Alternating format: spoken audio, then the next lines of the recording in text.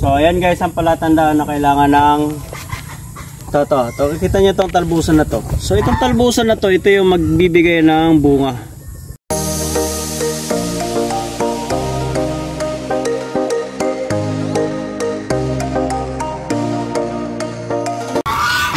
Hello guys, welcome back to my channels.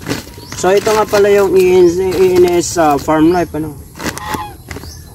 So ito yung, kung naalala nyo guys, ito yung minix nating loam soil na may tayo ng baka at vermicast. So ito na yung lupa na naitinira natin ano. So makikita nyo rito meron ng mga damo na tumubo. So ready na siya no. Kaso hindi natin siya tataniman. Ang gagawin natin sa kanya ay pang tatappings natin uli. Pantatappings natin siya dito sa ating sitawan. Yan.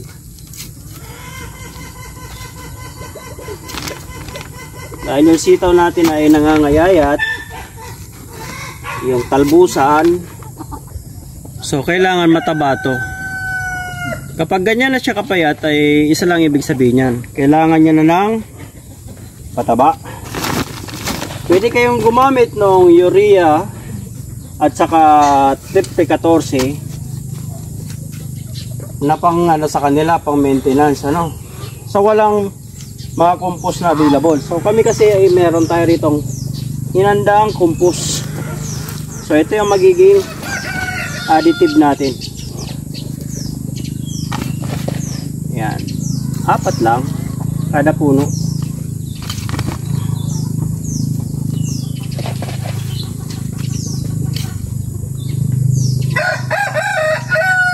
Tumubo talaga na kalamansi rito. Yung galing sa kitchen waste namin. Pero hindi ko naalisin kaya itatransplant na lang kapag lumaki na siya. So pakita mo to, itong lemon na to. Yan. Marami sila. Nadaganan lang iba. Yan. Tutubo naman yan kahit madaganan yan. Yan. Lemon siya guys, galing sa ating dirty kitchen ano. Yung mga waste. So tumubo siya. Kaya hindi na natin tatanggalin. Para pagka lumaki na siya, itatransplant pa lang natin. Para meron na tayong kapalit ng ating kalamansi na nasa sako. Ayun. Oh, speaking of kalamansi guys, meron akong nakita. Halika, dito ka. So may nakita ako ritong isang uri ng uod. Ayan. So hindi natin kabisado to kung anong uri pa to ng uod. Caterpillar ata yun. Caterpillar? Oo. So kung caterpillar yan ay kakain to ng kakainin niya yung talbos. So tatanggalin natin siya. Lipat mo na lang siguro sa ibang ano. Wag na, insekto na yan eh. Nakaparu-paro yun. Yan nga yung insektong malaki. Oops, halika rito. Dito. May nakita kong puti na maliliit. Mukhang dito ay nangitlog na siya. Ayan. Ayan. Kita mo ba? Ayan, oo. Ayan. Mukhang itlog niya yan. Ayun ba yung isa? Kaya atin ang tanggalin para wala na maging problema dito sa ating kalamansi. So itong kalamansi na to guys ay nabili lang ni Missy sa bayan. Magkano nga yung kuha mo nito? 200. So ito yung binili ni Missy sa bayan. So ang ginawa lang namin ay pinalitan ng kanyang plastic na lalagyan. Maliit lang yung lalagyan, parang ano ganyan lang. Ayan, ito yung plastic na kinalalagyan niya. Kulay black. Ayan. So ang ginawa ko lang ay lipat ko lang siya rito. At ginamitan natin ng mixing soil na ginamit natin ano. So ngayon, pagpapatuloy na natin yung paglalagay ng mixing soil.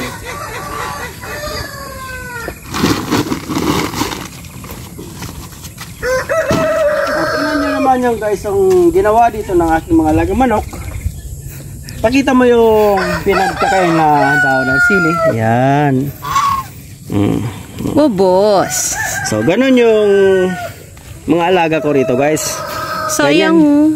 Ganyan sila kasarap. Namumulaklak na yun. Namumulaklak na siya guys. Ayan o. So, tatanggalin ko ka muna yan para tumangkad pa. Inubos na. Dadagdag lang tayo ng soil para naman meron pa rin silang pagkain. So, ganito lang yung paraan para makapagtanim kami guys. Dahil talagang hindi ko pa rin hanggat sa ngayon hindi pa ako makaget over kung anong uri ng lupa ang lupa na aking pinagsasakahan.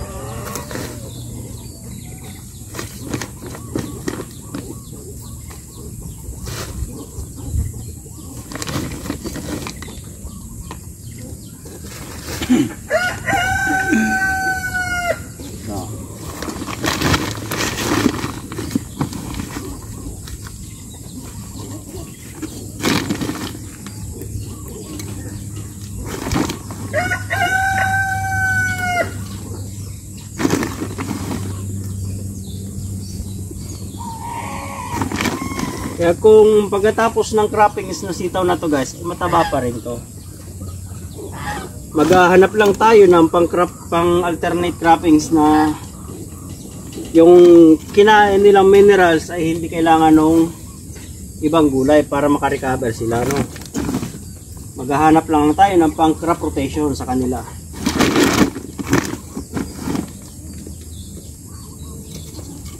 Siguro at least mga 2 cropping ang kailangan na pang alternate natin dito para yung kinain na mineral ng sitaw ay hindi nakakainin ng sunod na gulay. So, itong natitira natin i-stack muna natin to at wala pa tayong nakaready na minix dyan na compost, pero yung kukupit natin na huli natin ginamit ay nandun pa rin. Pakita mo. Nandiyan pa yung kalahati ng kukupit na ginamit natin. So, hindi pa rin naman siya nasisira.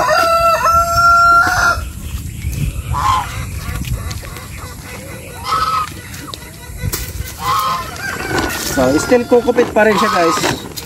Yun nga lang, may langgam. Yan. May langgam na siya. Ay, may langgam. May langgam lang siya. Pero, still kukupit pa rin siya. Usable pa rin yan pagka nagkaroon tayo ng oras. Kasi tag-ulan ngayon, mahirap mag-mix ng loam soil. So, meron na tayo naman naka-stack doon ng loam soil. At kakalkalin lang ng kakalkalin yun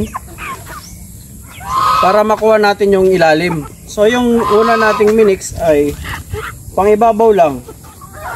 So kumuha lang tayo doon ng 3 sako ba yung kinuha natin doon? Parang yung sa maliliit.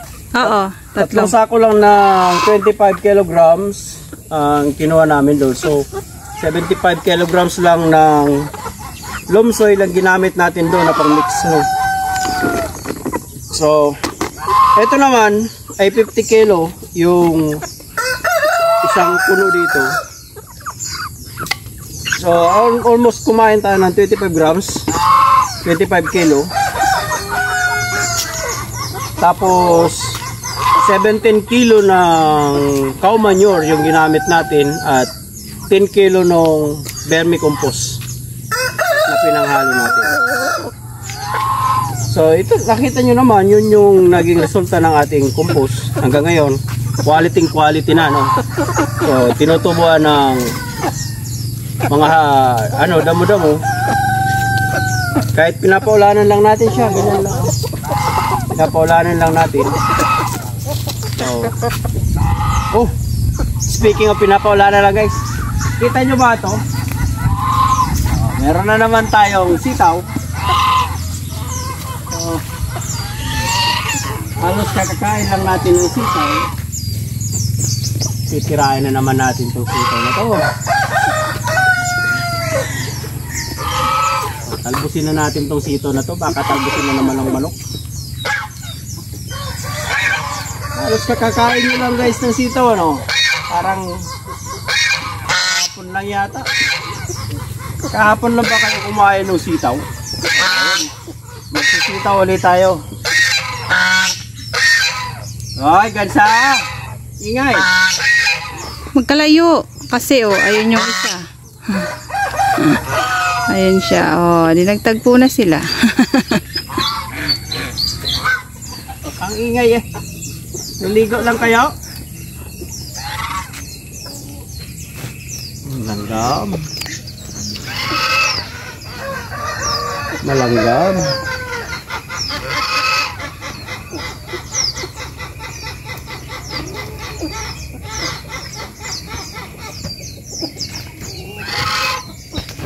Naputol na. Kaputol. Ayan na guys. Tinira ng hindi makilala insekto. Ganyan lang. Walang chemical. Organic lang. Kung ano yung matira, yun na lang. Paano matira? Yun ang pagkain namin. Kabila ka na.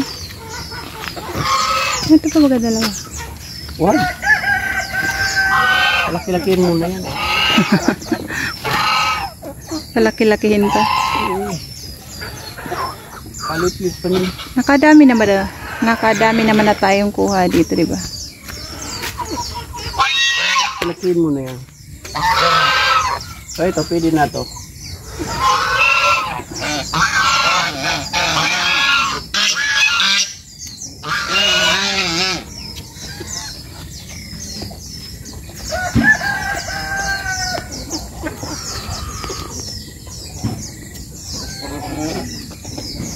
Makati yung kagat na langgam.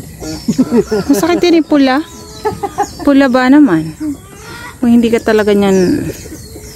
Makati!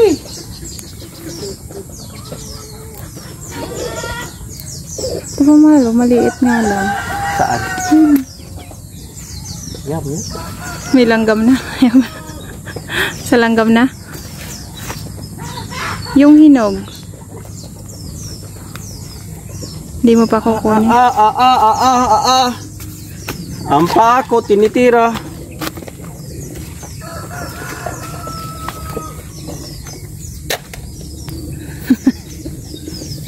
Anyari. Tinira ako sa paa. Pinapaka na. Mataba na daw ako. Pasensya kayo, puro lang gulay ang kinakain ko. Wala kayong makakain na masarap sa akin.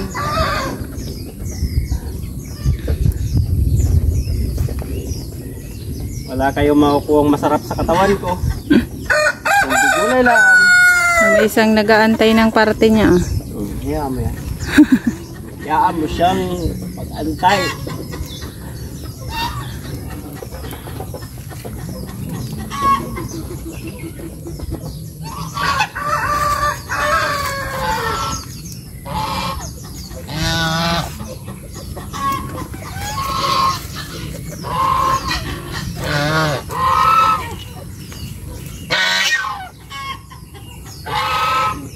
Yung hinog, kukunin mo na. Oo, pwede na. Makati talaga yung kagat ng langgam. Hindi nalaglag. Huwag mong kukuhain yan, akin yan. Meron pa noon sa katabi pa nung hinog. Meron nga, kaso matangkad. Sa dalawa. Dalawa pa.